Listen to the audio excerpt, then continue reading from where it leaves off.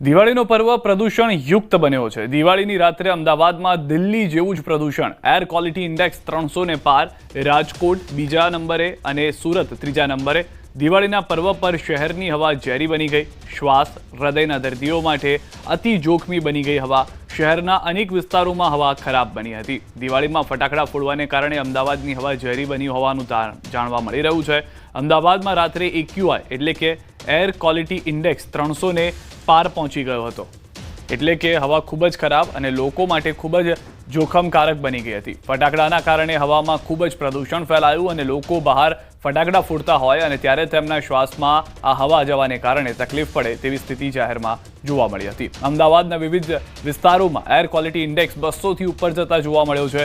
શહેરના Chandkheda, Narol, Bopal, શીલત, science city, ઘાટલોડિયા, થલતેજ સહિતના વિસ્તારોમાં હવા આરોગ્ય માટે જોખમકારક બની હતી।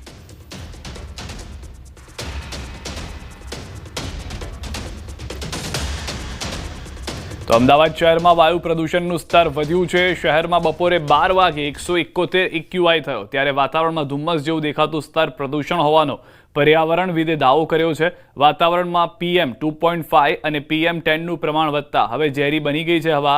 અસ્થમા, શ્વાસના દર્દીઓને સાવચેત રહેવાની સલાહ આપવામાં આવી છે।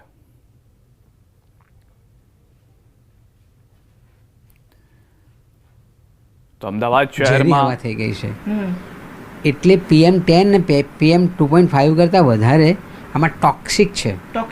એ ટોક્સિકના લીધે જાતના ને ભાતના રોગ થઈ શકે છે। એટલે માત્ર રેસ્પિરેટરી રોગ નહીં, અસ્થમા કે શ્વાસ, દમ એવા નહીં, બધી જ પ્રકારના રોગ થાય, કારણ કે કેમિકલ છે।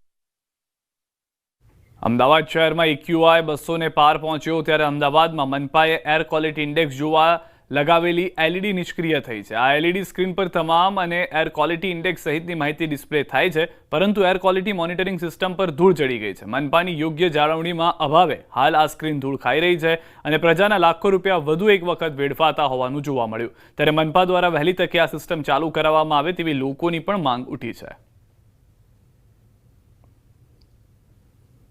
હવામાં પ્રદૂષણ વધી રહ્યું છે અને તેનું મુખ્ય કારણ છે કે જે રીતે ફટાકડા ફોડવામાં આવ્યા અને ફટાકડાના ધુમાડાને કારણે હવામાં પ્રદૂષણનું પ્રમાણ છે તે વધતું જોવા મળી રહ્યું છે।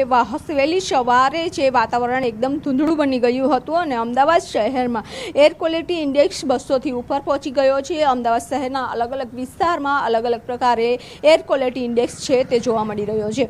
અમદાવાદ શહેરમાં અમદાવાદ મ્યુનિસિપલ કોર્પોરેશન, હવામાન વિભાગ દ્વારા એક સફર એપ શરૂ કરવામાં આવી હતી અને અમદાવાદ શહેરના અલગ અલગ જે વિસ્તારો છે ત્યાં એક LED રાખવામાં આવી હતી અને આ LEDના કારણે લોકો છે તે એર ક્વોલિટી ઇન્ડેક્સ અમદાવાદ શહેરમાં કેવો છે, કેટલું તેનું પ્રમાણ છે એર ક્વોલિટી ઇન્ડેક્સનું તે જોઈ શકતા હતા। સાથે તાપમાન કેટલું છે, હવાની વરસાદની આગાહી છે કે નહીં, તે તમામ વસ્તુ છે તે આ જે LED રાખવામાં આવી છે તેમાં બતાવવામાં આવતું હતું અને લોકો હવામાન શહેરનું કેવું છે કે આ વિસ્તારમાં પ્રદૂષણ કેટલું પ્રમાણે છે તે જોઈ શકતા હતા। પરંતુ આ હવે પ્રોજેક્ટ છે આખો ધૂળ ખાઈ રહ્યો છે અને તેના ઉપર જ એર ક્વોલિટી ઇન્ડેક્સનું પ્રદૂષણ છે તે ચડી ગયું હોય તેવા દ્રશ્યો છે તે અમદાવાદ શહેરમાં જોવા મળી રહ્યા છે। જો કે આજે અમદાવાદ શહેરમાં પ્રદૂષિત હવા જોવા મળી રહી છે, પરંતુ અમદાવાદ શહેરવાસીઓને આને કારણે જાણ નથી થતી, કારણ કે અમદાવાદ શહેરના અલગ અલગ વિસ્તારમાં આ પ્રોજેક્ટ છે તે શરૂ કરવામાં આવ્યો હતો અને અમદાવાદ શહેરના અલગ અલગ વિસ્તારમાં LED મૂકવામાં આવી હતી। સતત